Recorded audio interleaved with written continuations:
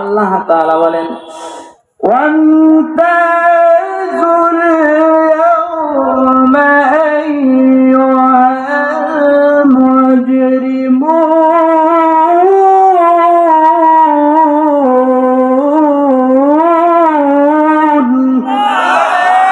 তাকবীর, লিল্লাহি তাকবীর, আল কোরআনের আলো,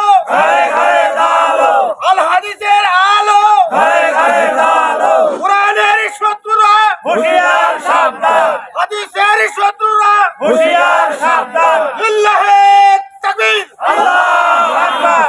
আল্লাহ তাআলা বলেন বান্দা কাল কিয়ামতের যখন এই আয়াতটা ঘোষণা হয়ে যাবে, হযরত আবু বকর সিদ্দিক রাদিয়াল্লাহু তাআলা আনহু বলেন ওনার একটা কাপড়ের দোকান ছিল। ওই দোকানে যখন কাপড় ছিল, কাপড় উনি বিক্রি করতেছেন। বিক্রি করার সময় একটা মহিলা এসে ডাক দেয়া কয়, ও আবু বকর দোকানদার, এই যে কাপড় ফেরা নাও। ও বান্দা ভালো করে শোনা নাও। এরপর বকর ডাক দেয়া কয়, ও মা, কেন আমাকে কাপড়টা ফিরাইয়া দেন? ওই মহিলাটি জবাব দেয়া বলেন, আমার এই কাপড় পছন্দ হয় না। ডাক দেয়া কয়, তাহলে এখন আমাকে ফিরাইয়া দিছে কেন? 3 বছর হয়ে গেছে, 3 বছর পর আপনি কেন কাপড় ফিরাইয়া দেন? ডাক দেয়া কয়, আমি সংসারে কাজে গিয়েছিলাম, আমি অনেক ব্যস্ত ছিলাম, আমার সন্তান ছিল, আমি আসতে পারি নাই। আর দুনিয়ার মুসলমান আল্লাহর গোলাম, বর্তমান শপিং ব্যাগের উপরে লেখা আছে বিক্রিত মাল বিক্রি আর ফেরত হয় না, বিক্রিত মাল ফেরত নেওয়া হয় না, লেখা আছে কি আছে না? কিন্তু 3 বছর পর হযরত আবু বকর সিদ্দিক রাদিয়াল্লাহু তাআলা আনহু, তিনার একটা কাপড়ের দোকান ছিল, একটা মহিলা এসে কাপড় ফেরত দেয়, এরপরও ব্যাগ নিয়ে নেয়। কিন্তু বর্তমান আর এইরকম নাই। দুনিয়ার মুসলমান আল্লাহর গোলাম, এরপর হযরত আবু বকর এই কাপড়টা নেওয়ার পর ওই ব্যক্তিটা যখন দোকান বন্ধ করে সামনে চলে যাইতে লাগে, আর তার চোখের পানি পড়তে থাকে। যাইতে যাইতে আল্লাহ রাসূল সাল্লাল্লাহু আলাইহি সাল্লামের সঙ্গে দেখা। হযরতে নবী ডাক দেন কয়, ও বকর, তোমার কি কাপড় বিক্রি হয় নাই? তুমি কান্না করছো। ওই সময় আবু বকর সিদ্দিক রাদিয়াল্লাহু তাআলা আনহু বলেন, আমার দোকানের সমস্ত কাপড় যদি বিক্রি না হয়, আমার কোনো আফসোস নাই। নবী ডাক দেয়া কয়, বকর কেন কান্না করো বলো? ডাক দেয়া কয়, নবী, কালকে আমাদের দিন আমি আল্লাহ তাআলার জন্য ইবাদত করেছি। আমি আল্লাহ তাআলার জন্য আমি প্রতিদিন রাত্রবেলা কোরআন তিলাওয়াত করি, নামাজে দাঁড়ায় রমজান মাস রোজা রাখি, তারাবি নামাজ আদায় করি, হজ করে যাকাত করি। ওই কালকে আমাদের দিন আল্লাহ তাআলা যখন বলবেন ওয়ান্তাসুল ইয়াওমা আইয়ুহাল মুজরিমুন,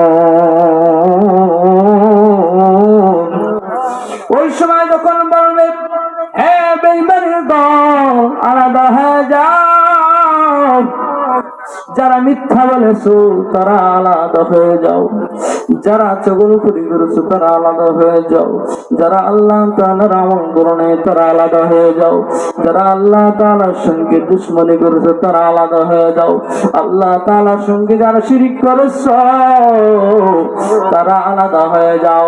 যদিও মুসলমান আল্লাহর গোলাম, ওই সময় হযরত আবু বকর ডাক দেয়া বলেন, বান্দা, ওই সময় ডাক দেয়া বলেন, কালকে আমাদের আমি কোন দলের ভিতরে পড়ে যাব? যদিও বা ইমানদারের খাতায় যদি পড়ে যায়, আল্লাহ তাআলা যখন ডাক দেয়া বলবেন, ও বকর, তোমাকে আমি আল্লাহ তাআলা সূর্যের আলো দিয়েছি, তোমাকে আমি আল্লাহ তাআলা পানি দিয়েছি, বাতাস দিয়েছি, তোমার আমি আল্লাহ তাআলা দুনিয়ার ভিতরে অক্সিজেনের ব্যবস্থা করেছি, তোমার আমি আল্লাহ তাআলা সাগরের পানি দিয়েছি, আমি আল্লাহ তাআলা তোমার অনেক নিয়ামত দিয়েছি, বলো না ও বাবা তুমি আমার জন্য কি করেছো বলো। ও বান্দা ভালো করে শোনো না।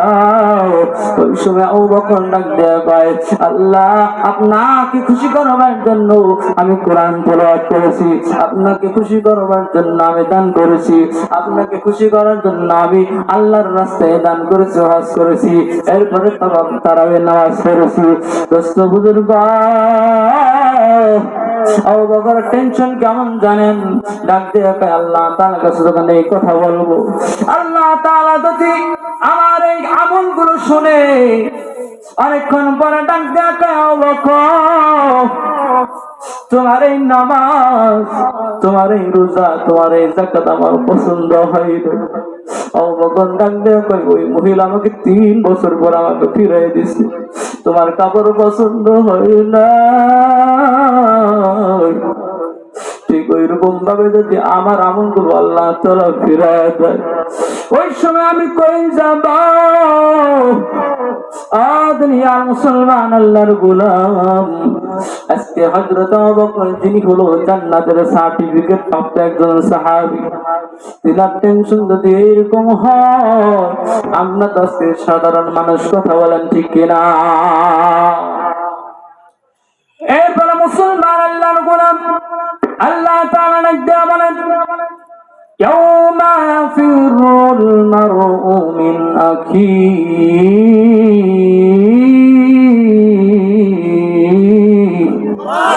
আল্লাহ তাআলার বান্দা, কালকে আমাদের দিন যখন শুরু হয়ে যাবে, ওই সময় বান্দা ভাই ভাইকে চিনবে না।